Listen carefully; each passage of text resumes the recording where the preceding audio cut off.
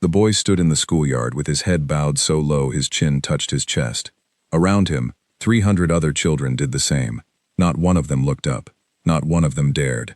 Somewhere beyond the wooden gate, a black car was passing on the road, and inside that car sat a man that every single child had been taught, since the day they were born, was not a man at all. He was a god, and gods could not be looked at by ordinary eyes. This was Japan, in the early part of the 20th century, a nation where millions of people lived, every single day of their lives, under the shadow of a belief so powerful, it shaped how they spoke, how they worked, how they raised their children, and how they were prepared to die. The emperor was not simply a ruler.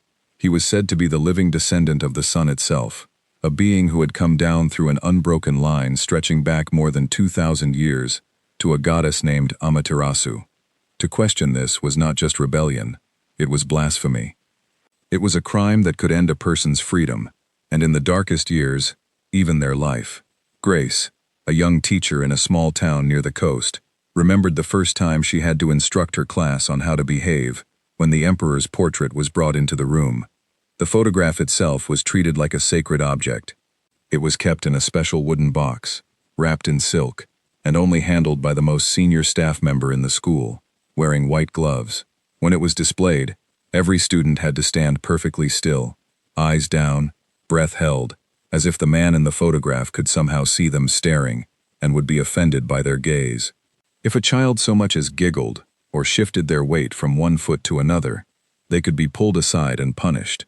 Grace had once seen a boy cry after he sneezed during the ceremony, terrified that he had committed an unforgivable sin. This was not always how Japan had been. For centuries, emperors held a quiet, almost distant kind of respect, more like a symbol, tucked away in the old capital, while real power rested with military leaders called shoguns. But everything changed in the later part of the 1800s, during a period historians call the Meiji Restoration. Japan's leaders, watching Western nations grow powerful through unity and industry, decided the country needed something to bind its people together with unshakable loyalty. They found the answer in an old idea, dusted off and rebuilt into something far more powerful than it had ever been before. The emperor would no longer be a quiet figure in the background. He would become the beating heart of the nation, worshipped as a god, obeyed without question. New laws were written, new schools were built, textbooks were rewritten so that from their very first years of education, children learned the story of the sun goddess and her descendants as though it were simple, undeniable fact, no different from learning that rivers flow toward the sea. Shrines were constructed across the country, and a new religious structure known as State Shinto placed the emperor at its very center. Teachers like Grace were not free to question this curriculum. They were simply expected to deliver it, year after year, to classroom after classroom, until an entire generation grew up believing they lived under the rule of a divine being. Henry, a young man training to become a soldier during this era, described it later in his own words as being told that his life belonged first to his family, second to his village, and above all else, to the emperor. Military academies drilled this idea into recruits with relentless discipline.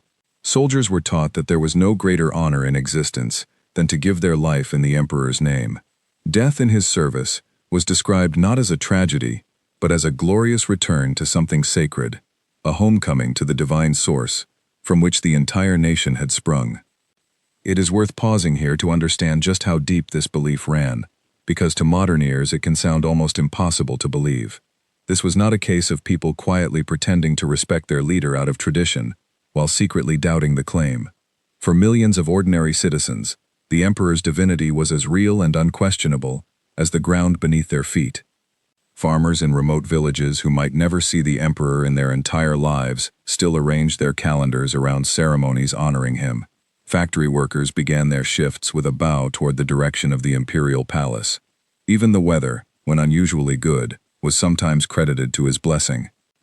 Arthur, a foreign visitor who spent time in Japan during this period, and later wrote about his experiences, recalled the strange sensation of watching a public celebration where thousands of people gathered, simply to be near the palace grounds on the emperor's birthday. There was no anger in the crowd, no forced performance.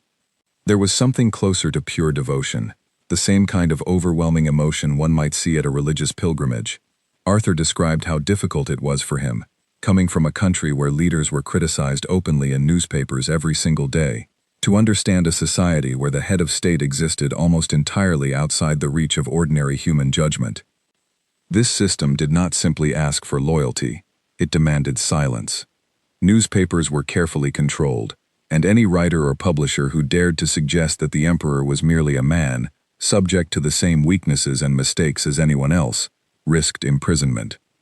Police units were given the specific task of investigating what was called dangerous thought, a term broad enough to cover almost any criticism of the imperial system.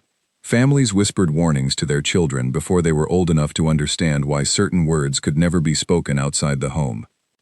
Margaret, a young woman living in Tokyo during this time, remembered her grandmother pulling her aside one evening and telling her, in a voice barely above a whisper, that some things were simply never to be said aloud, not even in jest, not even to a trusted friend. Margaret did not fully understand the warning until years later, when a neighbor's son disappeared for several weeks after making an offhand comment about the imperial family during a card game. When he returned, he refused to speak about where he had been. The strange power of this belief was that it did not feel, to most people living inside it, like fear at all. It felt like meaning. It gave ordinary lives a sense of purpose that stretched far beyond the small concerns of daily existence. A farmer plowing a field could tell himself he was serving something eternal. A mother sending her son off to military training could console herself with the thought that he was walking a sacred path. The myth of the god emperor did not simply control people from the outside. It reached inside them and became part of how they understood their own worth. Edward, an official who worked closely with the imperial court during this period, once observed that the entire structure of the nation had been built so that every road, in some way, led back to the palace. Government, religion, education, and military service were not separate systems operating side by side. They were all threads woven into a single fabric, and at the very center of that fabric sat a man whose face most citizens would never see up close, whose voice most citizens would never hear, and whose humanity most citizens were never permitted to imagine. By the time the world moved into a new and darker chapter, Japan had spent decades building the most powerful and complete image of divine kingship the modern world had seen. Millions of people had grown up never once questioning that the man who ruled them was, in every meaningful sense, a living god. Soldiers trained under this belief. Children were educated under this belief. An entire nation organized its identity around it. And yet, history has a way of testing even the most powerful beliefs. Ellen, an elderly woman recalling her childhood decades later, put it simply. She said that everyone around her, including herself, believed with their whole hearts that this arrangement would last forever, because nothing in their entire lives had ever suggested otherwise. She said no one imagined that a war was coming that would shake this belief down to its very foundation, and that the God they had been taught to worship in silence would one day be forced to speak, in his own voice, words that no one thought a god could ever say. That moment was still years away, but the seeds of it were already being planted, in classrooms like Grace's, in training grounds like Henry's, in the quiet fear passed down in homes like Margaret's family. A storm was building on the horizon, one that would carry the nation, and its living God, into the most violent and transformative chapter of its long history. Even the language people used every day carried the weight of this belief. Ordinary words were considered too plain, too common, to describe anything connected to the emperor. Special vocabulary existed only for him. His meals were never called food in the way an ordinary family's dinner would be described. His movements were never called walking in the way a farmer walked to his field. Entire dictionaries of respectful language were taught in schools, and getting these words wrong in public could bring shame on an entire family for years. Walter, a shopkeeper who lived not far from one of the grand shrines built during this era, remembered how visitors from the countryside would travel for days just to stand outside the shrine gates, hoping to feel some small connection to the sacred bloodline they had heard about since childhood.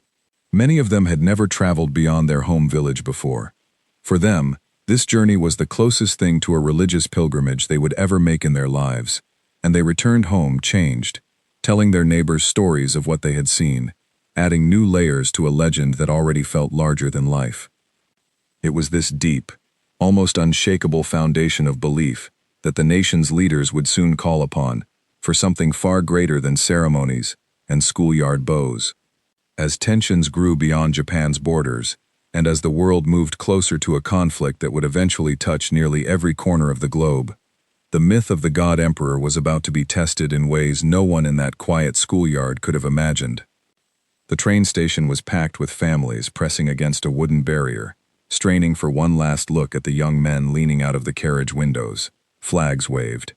Voices cracked with a strange mixture of pride and grief. A mother reached out and touched her son's hand for the last time before the whistle blew and the train pulled away, carrying him toward a war that would soon swallow entire cities whole.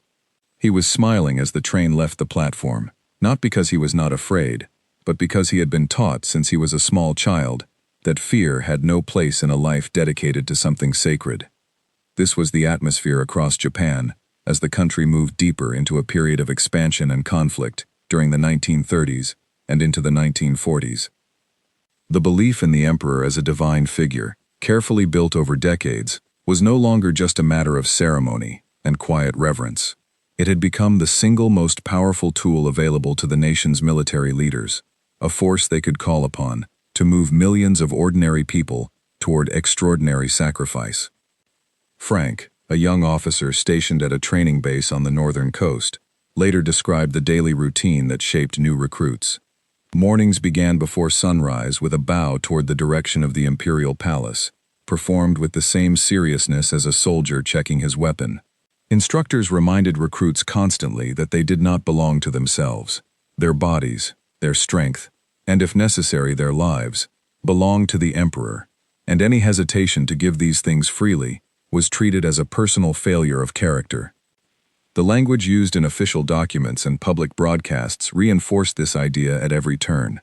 Military campaigns were described not as political decisions made by generals and government ministers, but as sacred missions carried out in the emperor's name, blessed by his divine authority.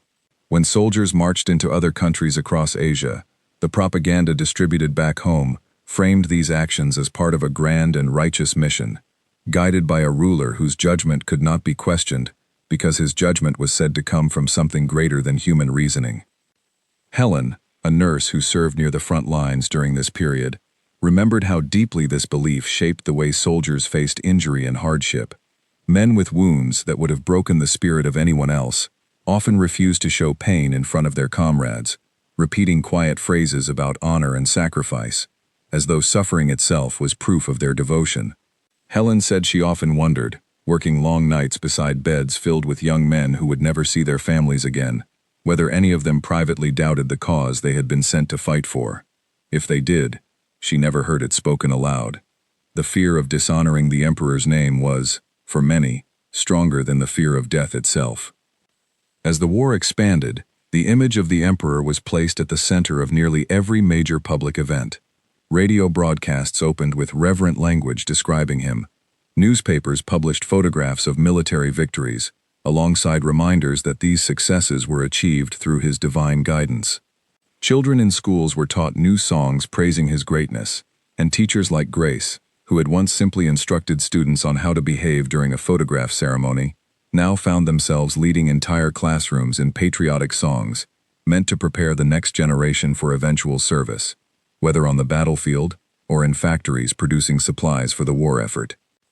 George, a factory supervisor overseeing the production of military equipment, recalled how posters lining the factory walls reminded workers that every bolt they tightened and every uniform they stitched together was, in some small way, an offering to the emperor himself.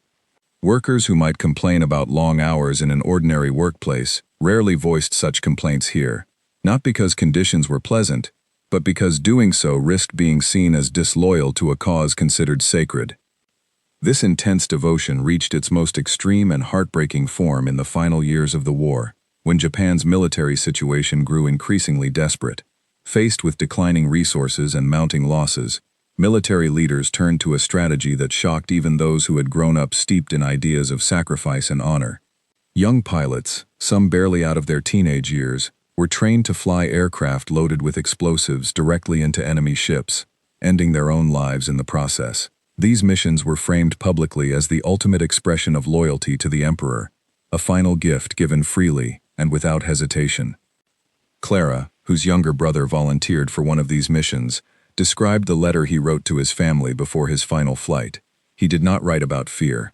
He wrote about gratitude, thanking his parents for raising him to understand what he called the highest purpose a person could serve. Clara kept that letter for the rest of her life, unable to fully reconcile the gentle, quiet boy she remembered from childhood with the words he had written in his final hours. Words shaped entirely by a belief system that had surrounded him since before he could read. It would be easy, looking back from a distance, to imagine that everyone within this system was a willing and enthusiastic participant, swept along by pure devotion. The truth was more complicated. Fear played just as large a role as faith. Secret police units actively monitored the population for any signs of disloyalty, and neighbors were sometimes encouraged to report on one another. A careless word spoken in frustration, a moment of visible doubt during a public ceremony, could bring serious consequences not just for the individual, but for their entire family. Under these conditions, it became almost impossible to know where genuine belief ended and simple survival began. Edward, the official who had worked closely with the imperial court in earlier years, later reflected that the government's greatest achievement, and its greatest danger, was that it had made the emperor's divinity feel less like a political claim and more like an unquestionable law of nature. People did not simply obey out of fear of punishment. Many of them genuinely could not imagine an alternative version of reality, where the emperor was not, in fact, descended from a goddess. The idea had been repeated so consistently, from birth through every stage of education and public life, that questioning it felt less like disagreeing with a government policy and more like doubting whether the sun would rise the next morning. As the war dragged on, cities across Japan began to suffer under relentless bombing campaigns. Families who had once gathered proudly at train stations to send their sons off to war now huddled in shelters, listening to explosions in the distance, praying for the safety of loved ones scattered across battlefields thousands of miles away. Even in these darkest moments, official broadcasts continued to insist that victory was assured, guided by the emperor's divine will, and that suffering endured now would be rewarded with glory later. Margaret, now grown into a young mother herself, remembered standing outside the ruins of what had once been her neighborhood market, holding her infant daughter close, listening to a radio announcement praising the unbreakable spirit of the nation under the emperor's guidance. She said she felt, for the first time in her life, a quiet and dangerous thought forming somewhere in the back of her mind, one she was too frightened to speak aloud, even to her own husband. She wondered whether a God who was truly all-powerful would allow his people to suffer so completely. This quiet, private doubt, forming in the minds of ordinary citizens across the country, even as public devotion continued on the surface, would prove to be an early crack in a foundation that had once seemed unbreakable. The war itself was approaching its final, catastrophic chapter, one that would bring destruction on a scale the nation had never experienced, and that would ultimately force a reckoning no one, not the soldiers on the battlefield, not the officials in the palace, and certainly not the emperor himself, could have fully prepared for. Arthur, the foreign observer who had once written about the emperor's birthday celebrations in peaceful times, later noted how strange it was to watch a society hold on to absolute certainty, even as the physical evidence of defeat piled up around them day after day. He described visiting a village where farmers, exhausted and hungry, still gathered every morning to face the direction of the palace before beginning their work in fields that had barely produced enough food to survive the winter. He wrote that he had never before witnessed a belief system so deeply woven into daily survival itself, where hope and obedience had become nearly impossible to separate from one another. The propaganda machine, sensing the growing exhaustion among the population, shifted its messaging in these final years to emphasize endurance above all else. Citizens were told that suffering was itself a form of devotion, that hunger and loss were tests of loyalty rather than signs of failure. Radio programs featured stories of families who had lost everything, yet continued to express gratitude toward the emperor, framing their hardship as a noble contribution to an eventual, inevitable victory. Posters appeared in city centers, depicting cheerful farmers and factory workers standing tall, despite visible signs of exhaustion, their expressions carefully drawn to suggest contentment rather than despair. Frank, still serving in a training capacity as the war entered its final stretch, remembered receiving orders to prepare younger and younger recruits for combat roles that would once have been considered unthinkable. Boys who had barely finished their basic schooling were being fitted for uniforms designed for grown men. He recalled watching one recruit, no older than 16, practice a formal bow toward a portrait of the emperor, with the same seriousness and precision as a soldier twice his age, having been taught since early childhood that this gesture represented the entire meaning of his life. Meanwhile, far from the training grounds, ordinary households faced choices that had nothing to do with grand ideas of divinity and everything to do with simple survival. Clara, still grieving the loss of her younger brother, found herself trading what little jewelry remained in her family's possession for small amounts of rice and vegetables, standing in long lines alongside neighbors who, only a few years earlier, had gathered together for peaceful community festivals. She said that even in these desperate moments, no one around her spoke openly against the emperor. The habit of silence, built over decades, remained stronger than hunger itself. Helen continued her work, tending to wounded soldiers, as hospitals grew increasingly crowded and supplies grew increasingly scarce. She recalled one quiet evening when a young soldier, drifting in and out of consciousness after a serious injury, whispered something she had never expected to hear spoken aloud. He asked her, in a voice too weak to carry more than a few feet, whether she thought the emperor knew how much they were all suffering. Helen did not answer him directly. She simply held his hand until he fell asleep, unsure herself what the honest answer would have been, and troubled by how easily the question had escaped his lips after years of silence. As American forces moved steadily closer through a series of difficult and costly battles across the Pacific, the tone of official broadcasts within Japan grew increasingly urgent, insisting that any surrender would be a betrayal of everything the nation had sacrificed for. Military leaders spoke of defending the home islands to the very last person if necessary, framing such resistance as the ultimate proof of loyalty to their divine ruler. For a population already stretched to its breaking point, this rhetoric offered less comfort than it once had, though few dared to say so openly. George, the factory supervisor, remembered standing amid the wreckage of his own workplace after a bombing raid destroyed much of the equipment his team had spent years maintaining. Looking at the rubble, he found himself thinking, for the first time in his adult life, that perhaps the promises he had been raised to believe without question were not as unshakable as he had once assumed. He did not share this thought with anyone. He simply returned to work the following morning, sorting through salvageable materials in silence, carrying a doubt he had no idea what to do with. By the middle of the 1940s, Japan stood at the edge of complete collapse. Cities lay in ruins. Food shortages spread across the countryside. Families who had once believed without question in ultimate victory now faced the terrifying possibility of total defeat. And still, the machinery of belief continued to insist, right up until the final days, that the nation's divine ruler would guide them through, that surrender was unthinkable, and that the sacred mission begun decades earlier could not simply end in failure. What none of them yet understood was that the war's true ending would arrive not on a battlefield, but in a quiet radio broadcast, followed by an occupation unlike anything the country had ever known, one that would eventually reach directly into the palace itself and demand something no one had ever dared to ask of a god before. The city was gone before most of its residents even understood what had happened. In a single flash of light, entire neighborhoods that had stood for generations simply ceased to exist, replaced by ruins and silence.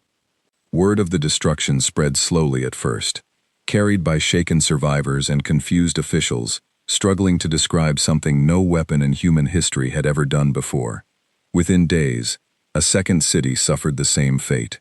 For a nation that had endured years of hardship while clinging to promises of eventual victory, these events marked the beginning of an ending that could no longer be delayed or denied. Inside the palace, a small circle of advisors gathered in tense, hushed meetings, debating what had once seemed unthinkable. Ellen, whose recollections from childhood had captured the earlier years of unquestioned belief, Later described hearing from relatives who worked in government offices that the atmosphere during these final days was unlike anything the country had experienced before. Officials who had spent their entire careers reinforcing the idea of unstoppable, divinely guided victory, now found themselves quietly discussing the possibility of surrender, a word that had barely been spoken aloud in polite company for years. On a summer day in 1945, something happened that no citizen alive had ever witnessed before. A recorded voice, unfamiliar and strange to ears accustomed to formal announcers reading official statements, came through radios in homes, shops, and public squares across the country. It was the Emperor himself, speaking directly to his people, for the first time in the memory of most who were listening. His voice, described by those who heard it as thin and difficult to understand due to the formal, archaic language he used, announced that the war had reached what he called an unfavorable turn, and that continuing the fight would bring further suffering without benefit. Margaret, standing in a crowd gathered around a shop radio, remembered the strange silence that followed the broadcast. No one cheered. No one wept loudly. People simply stood still, many with their heads bowed, trying to process a reality that contradicted everything they had been taught to believe was impossible.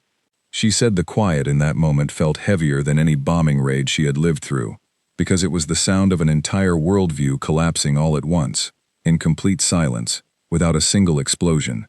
What followed was a period of profound uncertainty. Foreign soldiers, until recently described only as distant enemies in propaganda broadcasts, began arriving on Japanese soil in growing numbers, no longer as attackers, but as an occupying force, tasked with overseeing the transition into an unfamiliar peace. General Douglas MacArthur arrived to lead this occupation, and one of the earliest images to circulate widely showed him standing beside the Emperor for a formal photograph, dressed casually in comparison to the Emperor's formal attire, a visual detail that struck many citizens as deeply significant. For decades, no ordinary person had been permitted to look directly at the Emperor's face in photographs distributed to the public. Now, an entire nation was looking at an image showing him standing, quite plainly, beside another man, appearing smaller and more ordinary than the mythology surrounding him had ever suggested. Edward, still connected to matters within the palace during this period, described the growing pressure placed on the imperial household by occupation officials in the months following the surrender. Discussions began quietly at first, focused on how the country's new constitution would be written, and what role, if any, the emperor would play under a system built around democratic principles rather than divine authority. American officials made clear, through both formal negotiation and informal pressure, that the continued claim of divine status was incompatible with the kind of peaceful, cooperative nation they hoped to help rebuild. Henry, the soldier who had once trained under the belief that his life belonged entirely to a divine ruler, found himself, in these strange months after the war's end, working alongside occupation forces as a translator, a role he never could have imagined taking on just a year earlier. He described the surreal experience of sitting in meetings where foreign officials spoke openly, without fear, about restructuring the very foundation of the imperial system he had once been taught was untouchable and eternal. He remembered feeling a strange mixture of grief and curiosity, unsure whether he was witnessing the destruction of something sacred or the correction of something that had never truly been what he believed it to be. The pressure on the emperor to renounce his claim of divinity built steadily throughout the final months of 1945 and into the beginning of the following year. Occupation officials understood that this was not simply a matter of political convenience. The belief in the emperor's divine status had been the central pillar supporting the entire structure that had led the nation into a devastating war. As long as that belief remained officially unchallenged, there remained a risk that the same forces which had once mobilized millions of citizens toward sacrifice and conflict could someday be revived under a similar banner. Grace, still working as a teacher during this uncertain period, remembered receiving new instructions from occupation authorities regarding what could and could not be taught in her classroom.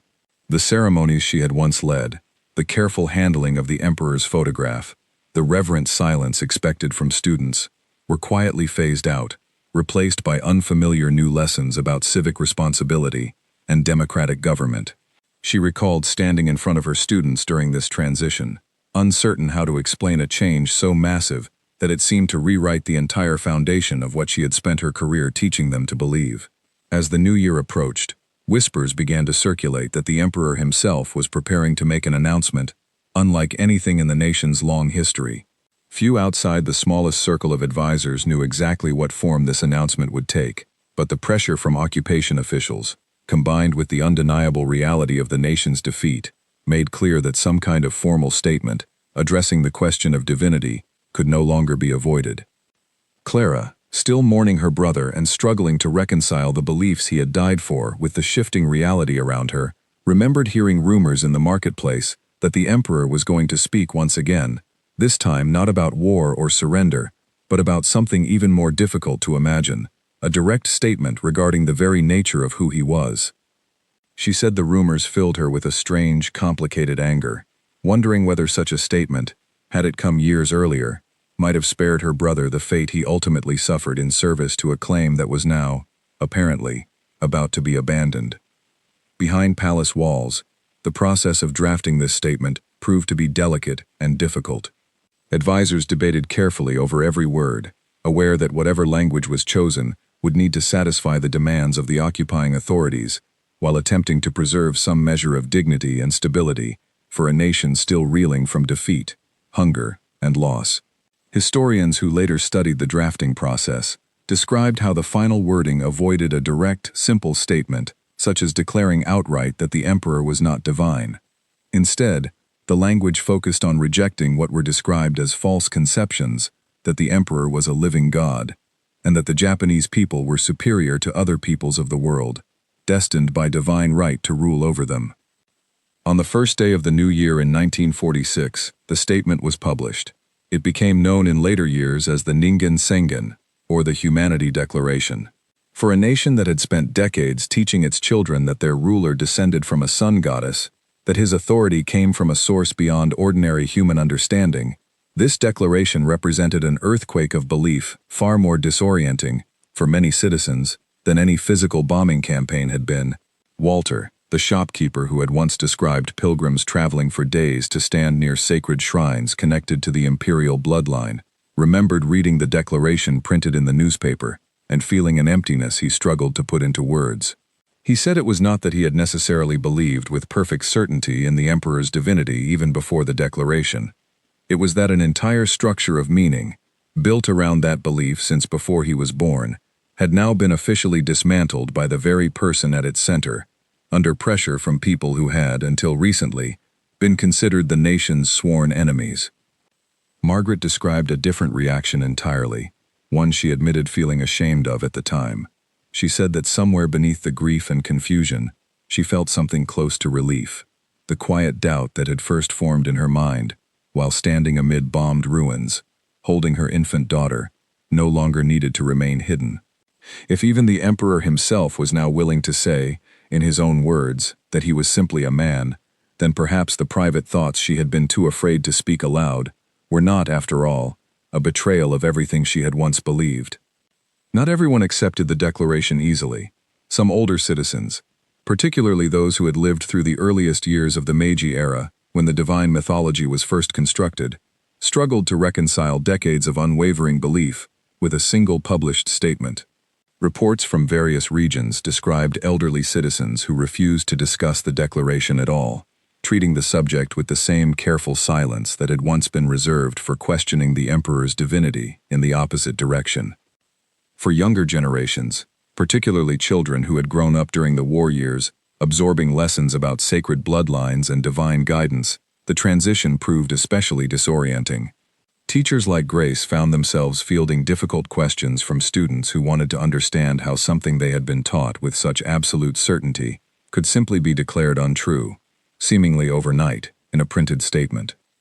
Occupation officials, for their part, viewed the declaration as a critical and necessary step toward rebuilding Japan as a peaceful, democratic nation. Edward recalled conversations among palace staff suggesting that American officials believed the myth of divine kingship had been too dangerous a tool to leave in place, regardless of how sincerely any individual citizen might have believed in it. The concern was not simply theological. It was practical and political.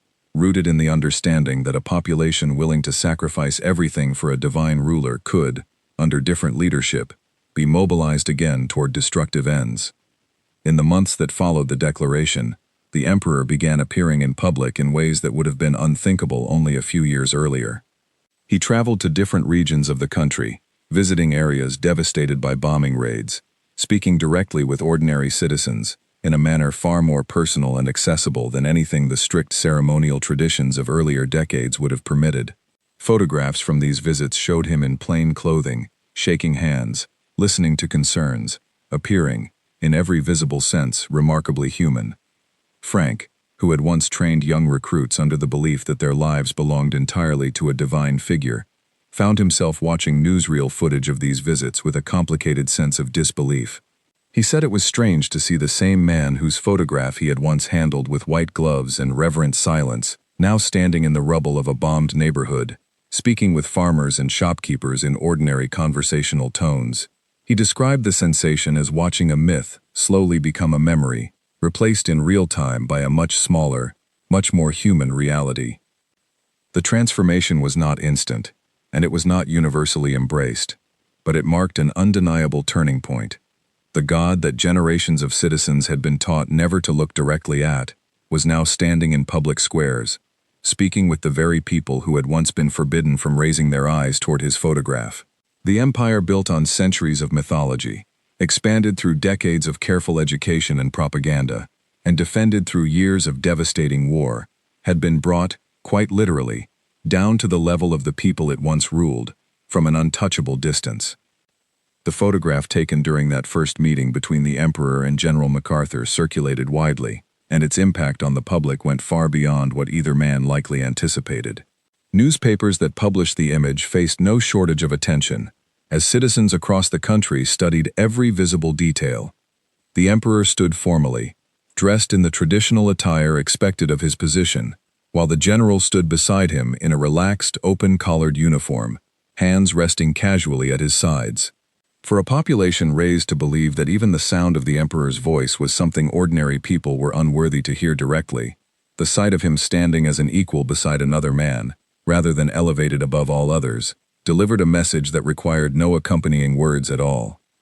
Arthur, still observing events from his position as a foreign resident, familiar with the country's customs, wrote that he considered this photograph one of the most quietly powerful images to emerge from the entire post-war period.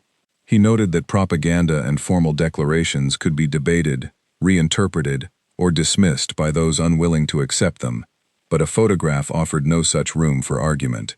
It simply showed, in a single frozen moment, two men standing together, and allowed millions of viewers to draw their own conclusions about what that meant for a belief system built on centuries of enforced distance and reverence. Behind the scenes, the drafting of the Humanity Declaration itself involved careful negotiation between palace officials and occupation representatives, each side working to shape language that would satisfy very different goals. Edward described how early drafts prepared by Japanese officials attempted to soften the statement considerably, framing any change in status as a matter of updated terminology, rather than a fundamental reversal of belief. Occupation officials pushed back firmly, insisting that the declaration needed to address the myth of divine descent, directly enough that no citizen could reasonably interpret it as anything other than a clear and deliberate renunciation. The final version, when it emerged, struck a careful balance. It did not strip the emperor of his position entirely, nor did it subject him to public trial or removal, outcomes that some voices among the occupying powers had in fact argued for in the earliest post-war discussions. Instead, it allowed him to remain as a figure of continuity and stability during a fragile period of national reconstruction, while permanently dismantling the specific religious claim that had underpinned decades of aggressive expansion and wartime sacrifice. Helen, continuing her work in hospitals that were now treating not only wounded soldiers but civilians suffering from the broader collapse of the nation's infrastructure, remembered patients discussing the declaration in hushed conversations during recovery. Some spoke of it with quiet acceptance, treating it as simply one more difficult adjustment among many during an already overwhelming period of loss. Others expressed a lingering confusion, unable to fully separate the man they had been taught to revere from the divine image constructed around him, even after his own words had asked them to do exactly that. International reaction to the declaration was closely watched by occupation officials, who understood that the credibility of Japan's post-war transformation depended partly on how convincingly this change was received both at home and abroad. Reports from foreign correspondents stationed in Tokyo described the declaration as a significant symbolic milestone, evidence that the old imperial system responsible for years of conflict was being genuinely dismantled rather than simply rebranded for the sake of appearances. George, still working to rebuild what remained of his damaged factory, remembered a conversation with a coworker who had served briefly in a support role during the final year of the war. His coworker argued that the declaration, however necessary it may have been, could never fully undo the damage caused by decades of teaching an entire population that their ruler existed beyond ordinary human judgment.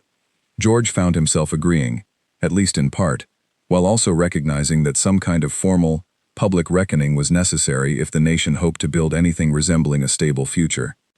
As the months following the declaration unfolded, the emperor's public appearances continued to expand in both frequency and openness. He visited factories, schools, and communities, recovering from bombing damage, engaging in conversations that would have violated nearly every rule of formal distance once enforced around his position. Frank recalled watching one such visit unfold near a rebuilt railway station, where the emperor paused to speak with a group of children gathered along the platform, asking simple questions about their studies and their families, questions that carried none of the distant, untouchable formality once considered essential to his role. Clara, still processing grief that no political declaration could fully resolve, admitted that watching these visits stirred complicated emotions within her. She said it was difficult to reconcile the image of an approachable, ordinary man greeting children at a train station with the sacred, unreachable figure her brother had been taught to sacrifice his life for. She did not believe the declaration erased that loss, but she acknowledged that it represented something important nonetheless, a formal acknowledgement that the belief system responsible for so much suffering had been built on a foundation the nation's own leadership was now willing to abandon. By the time the declaration had settled into the broader historical memory of the nation, it had become clear that this single, carefully worded statement represented far more than a simple change in official religious classification. It marked the closing of one era and the uncertain beginning of another, a transition witnessed firsthand by teachers, soldiers, nurses, shopkeepers, and grieving family members alike, each carrying their own complicated relationship to a belief that had shaped nearly every aspect of their lives before being formally set aside. What remained to be seen, as the nation moved forward into an uncertain and rapidly changing future, was what kind of new relationship could be built between a people and a ruler who had, for the first time in living memory, been forced to speak the words that he was, after all, only a man. The document that would reshape Japan's government was being written not in the emperor's own palace, but in a modest office building occupied by American legal advisors working under intense time pressure. Occupation officials understood that a new constitution needed to be drafted quickly, before political resistance within Japan could organize itself into a serious obstacle. What emerged from those closed-door drafting sessions would permanently redefine the emperor's role, transforming him from a divine sovereign whose word carried the force of sacred law into something entirely new within the framework of a modern democratic nation.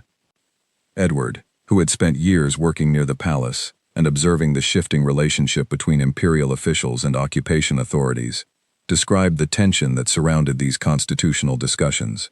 Japanese negotiators pushed to preserve as much continuity as possible, arguing that a complete removal of the imperial institution risked destabilizing an already fragile society still recovering from devastating losses.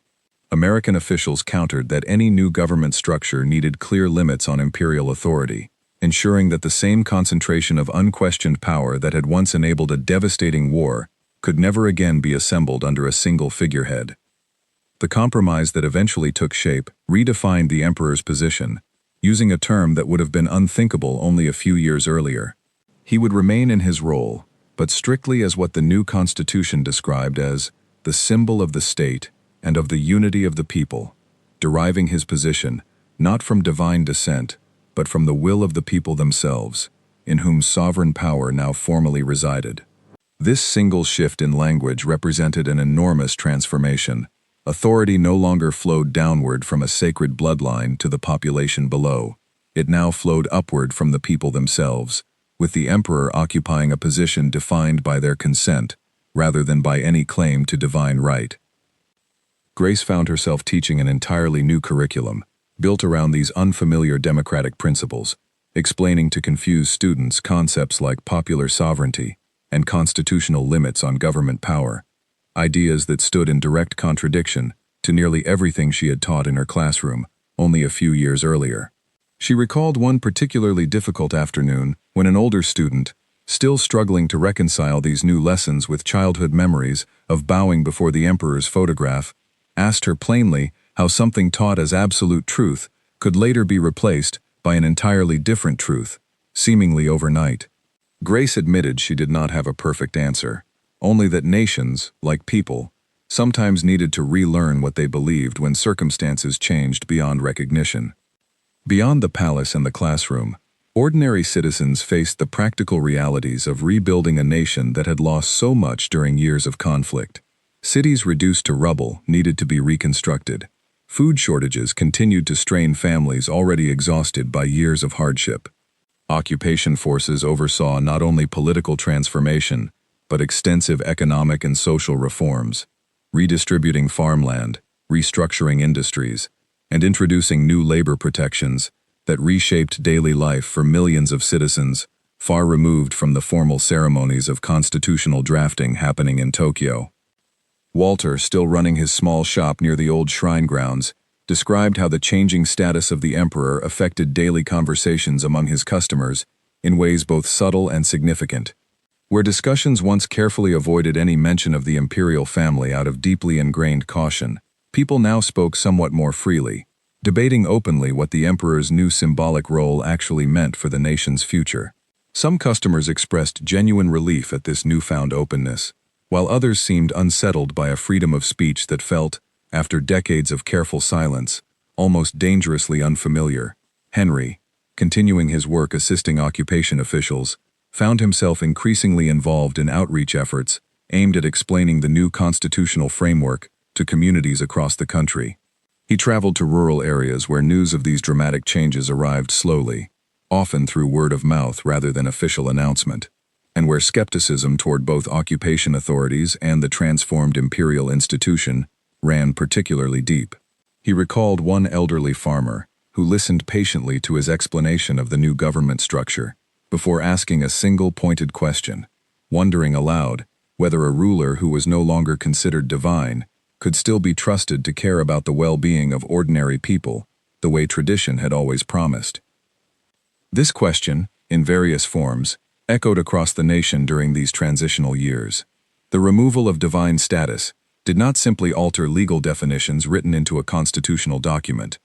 It forced an entire population to reconsider the emotional and cultural relationship they held with their head of state, a relationship built over generations around ideas of sacred protection and unquestioning loyalty.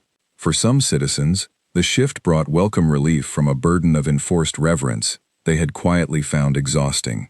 For others, it represented the loss of something meaningful, a source of stability and shared identity that, however constructed it may have been, had provided genuine comfort during difficult times.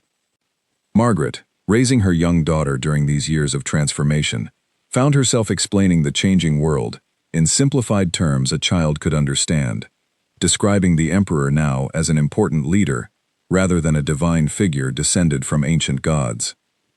She remembered her daughter asking innocently whether this meant the old stories about the sun goddess were untrue, a question Margaret struggled to answer honestly without dismissing entirely the cultural traditions and historical mythology that remained an important part of the nation's broader heritage, even after the specific political claim of divinity had been formally set aside. The new constitution was formally adopted in May of 1947, cementing these changes into the permanent legal structure of the nation. Public ceremonies marking its adoption looked strikingly different from the elaborate, reverent imperial ceremonies of earlier decades.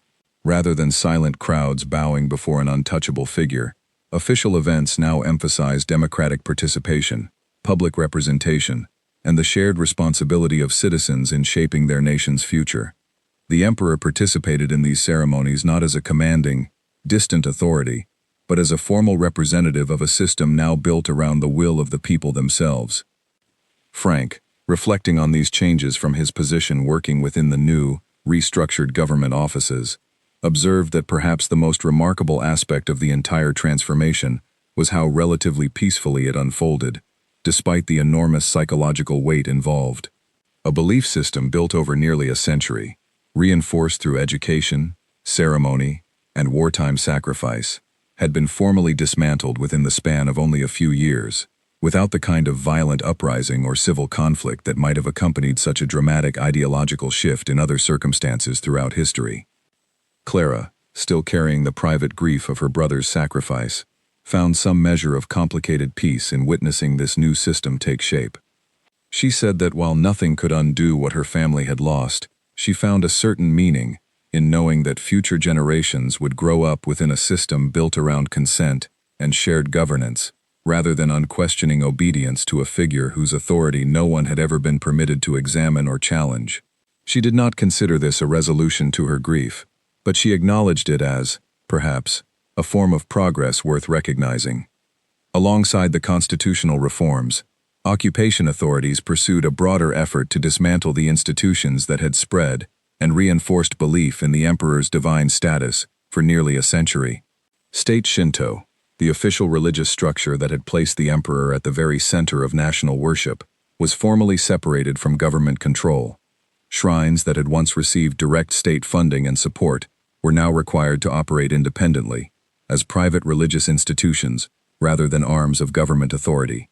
This separation, while less visible to ordinary citizens than the Humanity Declaration itself, represented an equally significant structural change, removing the institutional machinery that had allowed the divine mythology to spread so thoroughly through schools, ceremonies, and public life in the first place.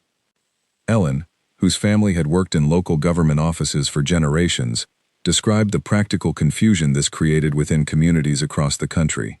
Local officials who had once been responsible for organizing shrine ceremonies honoring the emperor's divine ancestry now found themselves uncertain about their proper role, caught between old traditions and new legal restrictions they were still learning to navigate.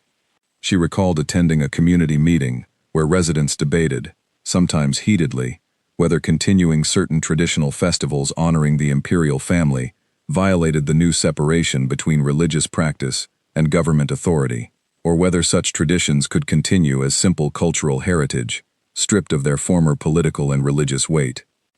Textbooks used in schools throughout the country underwent significant revision during this period, a process that proved far more complicated than simply removing references to divine ancestry.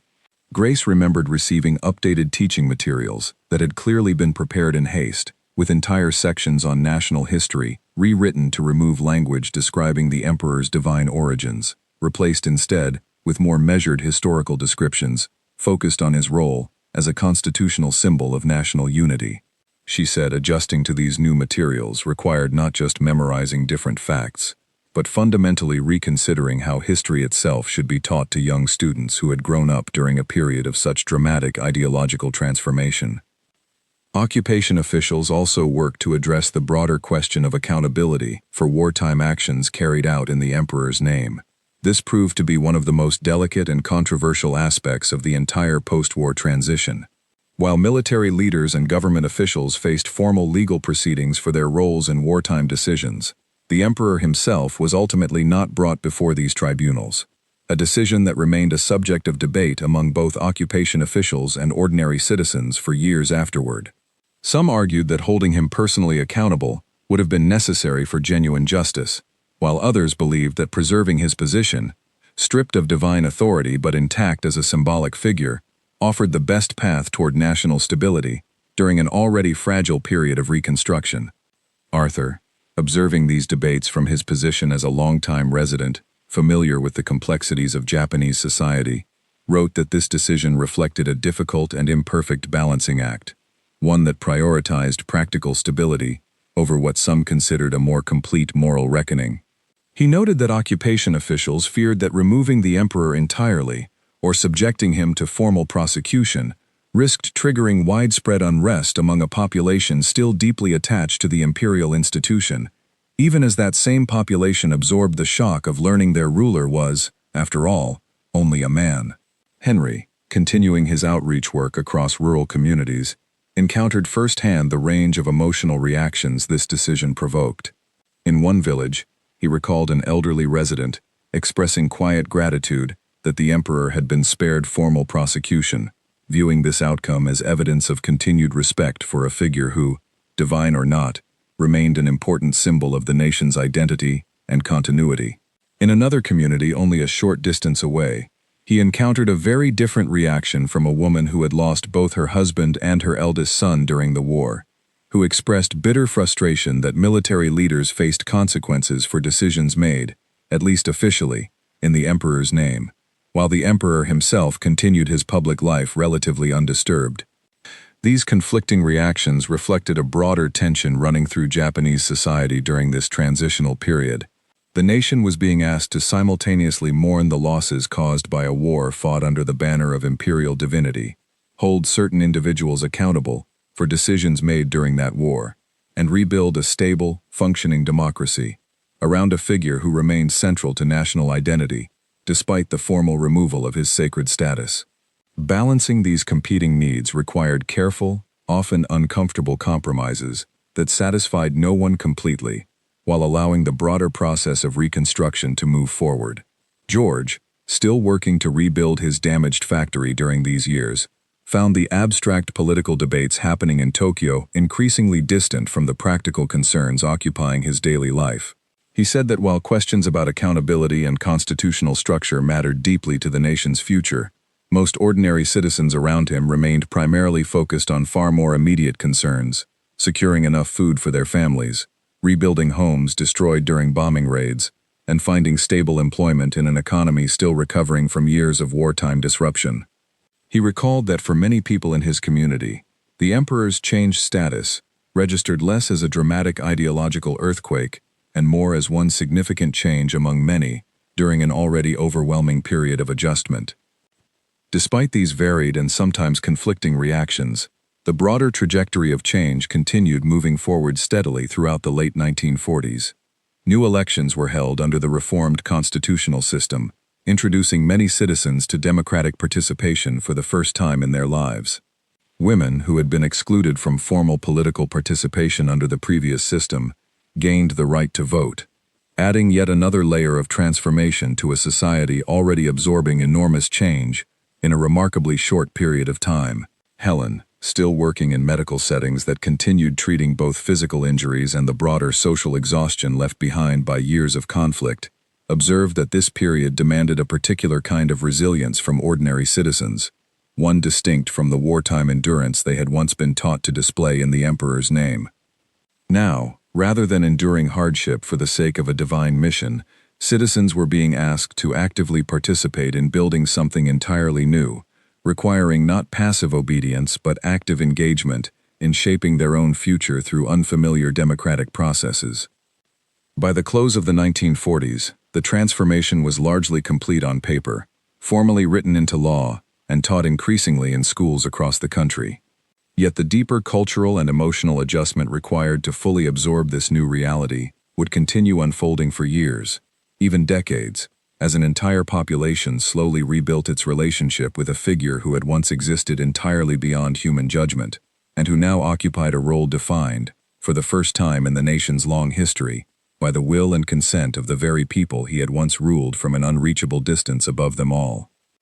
Decades later, a woman stood in a museum exhibit hall, looking at a glass case containing an old school book, its pages yellowed and brittle, open to a page describing the emperor's descent from the sun goddess. Beside it sat a printed copy of the Humanity Declaration, framed and displayed under careful lighting.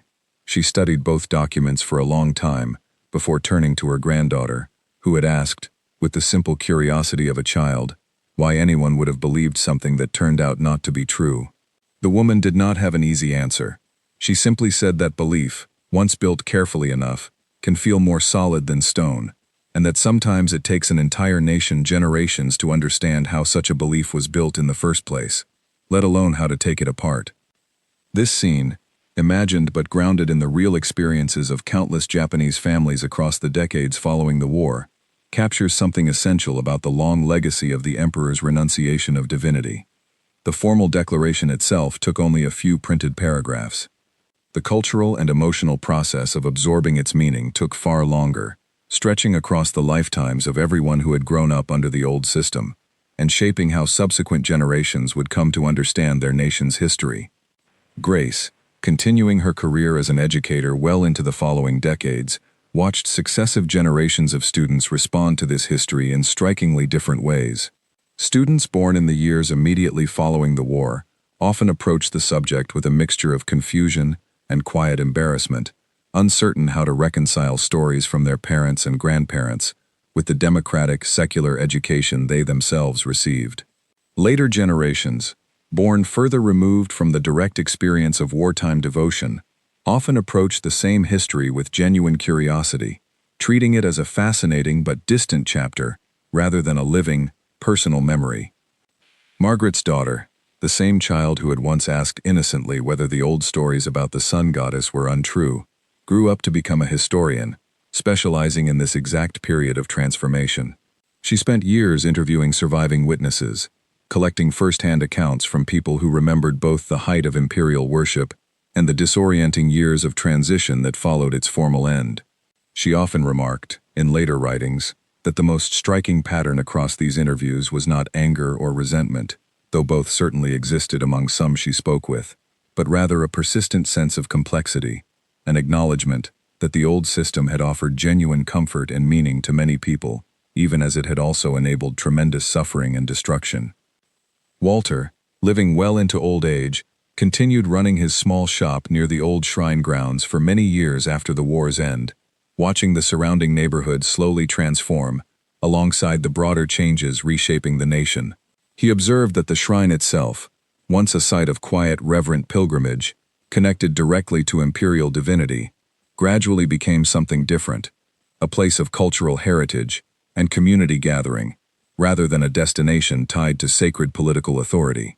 Visitors still came, though for different reasons than the pilgrims of earlier decades, drawn now by historical curiosity, seasonal festivals, or simple appreciation for traditional architecture, rather than any belief in divine bloodlines.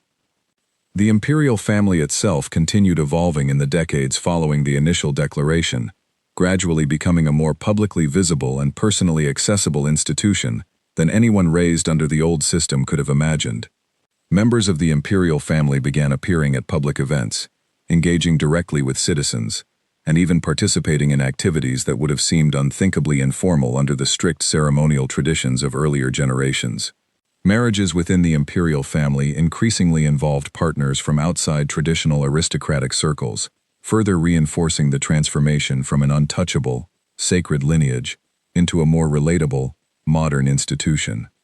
Frank, reflecting on these changes from the perspective of advanced age many years after his own military training under the old system, expressed a sense of quiet astonishment at how thoroughly the transformation had taken hold across Japanese society. He said that when he had been a young officer preparing recruits to view the emperor as a divine figure beyond ordinary human judgment, he could never have imagined a future where members of the imperial family would speak openly with reporters, travel internationally as diplomatic representatives, or engage in charitable work alongside ordinary citizens in ways that emphasized shared humanity rather than sacred distance. Clara, carrying her grief across the decades that followed her brother's sacrifice, found her own relationship with this history continuing to shift as she grew older. In her later years, she participated in efforts to document and preserve the memories of families who had lost loved ones during the final desperate campaigns of the war, working to ensure that these stories were remembered not simply as abstract historical statistics, but as the experiences of real people who had lived, believed, and sacrificed within a system whose foundational claims would ultimately be abandoned by the very figure at its center. She said this work never fully resolved her grief, but it gave her a sense of purpose in ensuring that future generations understood the human cost behind the historical transformation she had witnessed firsthand. Helen, continuing her medical career for many years after the war's end, often reflected on how the broader societal transformation mirrored patterns she observed in individual patients recovering from serious illness or injury. She said that genuine healing, whether for a single person or an entire nation, rarely happened instantly or completely. It unfolded gradually, through countless small adjustments, setbacks, and moments of clarity, accumulating slowly into something resembling wholeness, even when certain wounds remained permanently part of the story. Historians studying this period in the decades that followed generally agreed that the formal renunciation of divine status, combined with the broader constitutional and institutional reforms that accompanied it, represented one of the most significant peaceful ideological transformations of the 20th century. Rarely in recorded history had a belief system so thoroughly woven into a nation's identity, education, and governance been formally dismantled through legal and political processes rather than violent revolution or prolonged civil conflict. This achievement, imperfect and incomplete as it remained in various respects, offered a case study that scholars in fields ranging from political science to religious studies continued examining for generations. Edward, reflecting late in his life on the years he had spent working near the palace during this pivotal transition, offered a perspective that seemed to capture the complicated legacy of the entire transformation.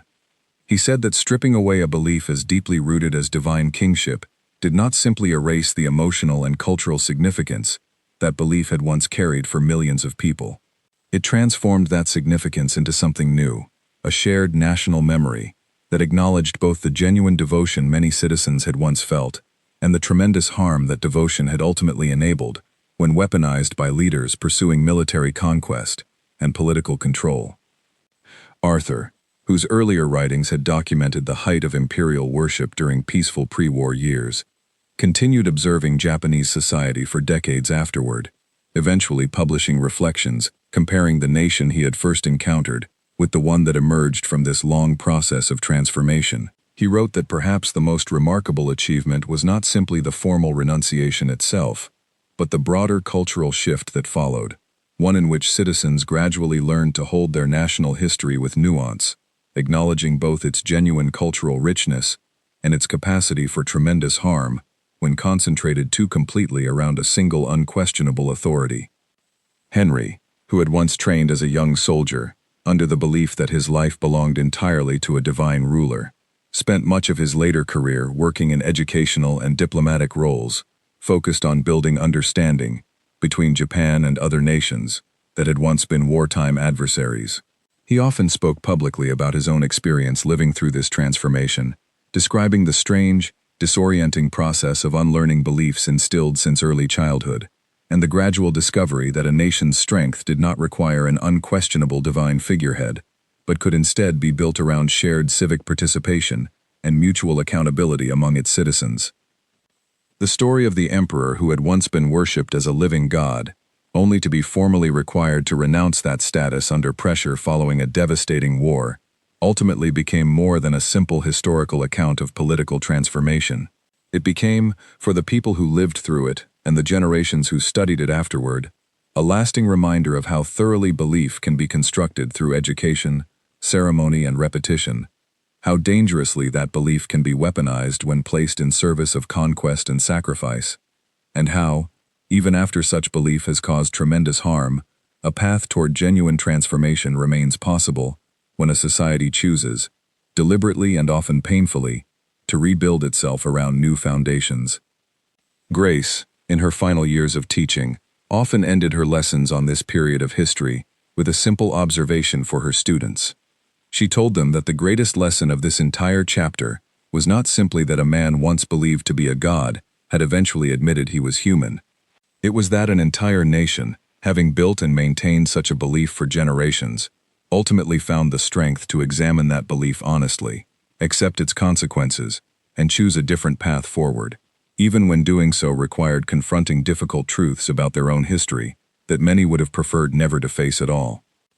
George, who had spent years rebuilding his factory in the aftermath of the war, eventually watched his own grandchildren grow up in a Japan almost unrecognizable from the one he had known as a young man.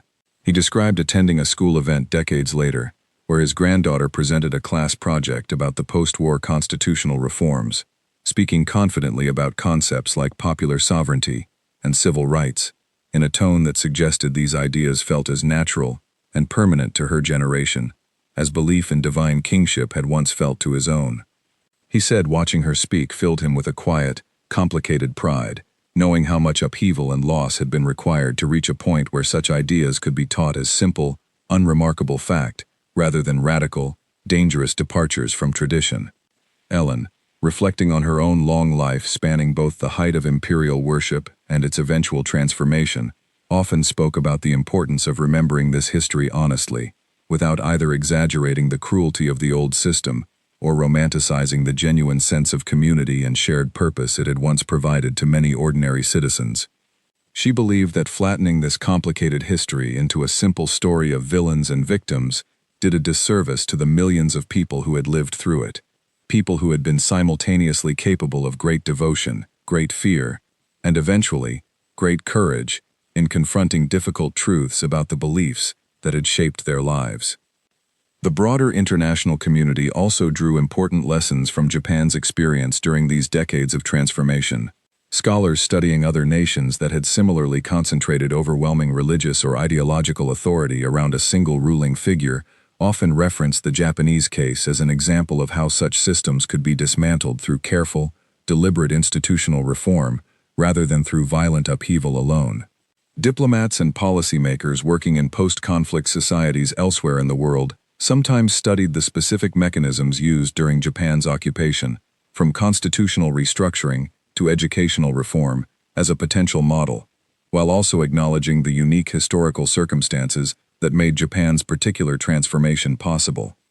Clara's later work documenting the experiences of wartime families eventually contributed to a broader public memory project, one that collected oral histories from survivors across the country before their first-hand memories were lost entirely to time. She often noted during interviews conducted for this project how differently people who had lived through the same historical moment sometimes remembered it, shaped by their individual circumstances, losses, and personal relationships to the beliefs that had once organized their entire understanding of the world. Some remembered the Declaration of Humanity as a moment of painful loss. Others remembered it as a moment of long overdue honesty. Many remembered it as both at once, an experience too complicated to fit neatly into a single emotional category. Frank, in his final years, was sometimes invited to speak with younger generations about his experiences training soldiers under the old imperial system.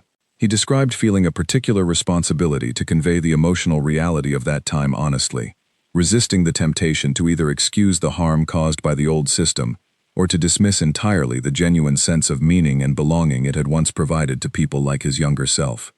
He believed that only by holding both truths together, the harm and the meaning, could future generations truly understand how such systems take hold, and how they might recognize similar dangers if they ever began to re-emerge in different forms. Margaret, watching her daughter build a career dedicated to studying this exact period of history, often reflected on how strange it felt to see her own lived experience gradually transform into the subject of academic study, something read about in books and discussed in university classrooms, rather than something simply remembered and quietly carried within daily life. She said this transformation, from lived memory into recorded history, felt like its own kind of ending, a final stage in the long process of a nation coming to terms with a belief system that had once seemed as permanent and unquestionable as the sun rising each morning. Henry, in his later diplomatic work, often emphasized a particular insight drawn from his own experience living through this transformation, one he believed carried relevance far beyond Japan's specific historical circumstances. He argued that the true danger of systems built around unquestionable authority was not necessarily the authority figure at the center, who might be entirely sincere in believing the role assigned to them, but rather the broader structure of silence and fear that prevented ordinary people from ever testing or questioning the beliefs they had been taught. He believed that the most important safeguard against such systems re-emerging in any society was not simply removing any single ruler or figurehead, but actively protecting the ability of ordinary citizens to speak, question, and disagree openly, without fear of consequence. As the decades continued to pass, the specific historical details of this transformation gradually settled into the broader educational curriculum, taught to students not only in Japan, but in schools around the world studying the aftermath of the 20th century's global conflicts. The story of an emperor once worshipped as a living god, brought through war, defeat, and formal renunciation to stand as a symbolic representative of a democratic nation, became a recognized and frequently studied example of how deeply held collective beliefs could be constructed, weaponized, and eventually dismantled within the span of a single human lifetime. The final image many historians chose to close this chapter of history with was neither the schoolyard of silent bowed children, nor the palace where advisors debated carefully worded declarations, but something simpler and more ordinary. It was the image of the emperor, in his later years, walking without elaborate ceremony through a public garden, greeting visitors, answering questions about the plants and wildlife he had grown to study as a personal interest, engaging in conversations that revealed, more clearly than any political document ever could, the full and complete humanity that had always existed beneath decades of carefully constructed divine mythology, waiting patiently for the moment history would finally allow it to be seen. The schoolyard where children had once bowed in silence before a passing car carrying an unseen sacred figure eventually became, in later decades, an ordinary playground, filled with the sounds of children playing freely, their games and conversations no longer shaped by the careful reverence and quiet fear that had once governed every interaction with the idea of their nation's divine ruler. The transformation from that silent, bowed schoolyard to this ordinary, unremarkable one captured, perhaps better than any formal historical account, the true distance traveled by an entire nation across these extraordinary decades of change.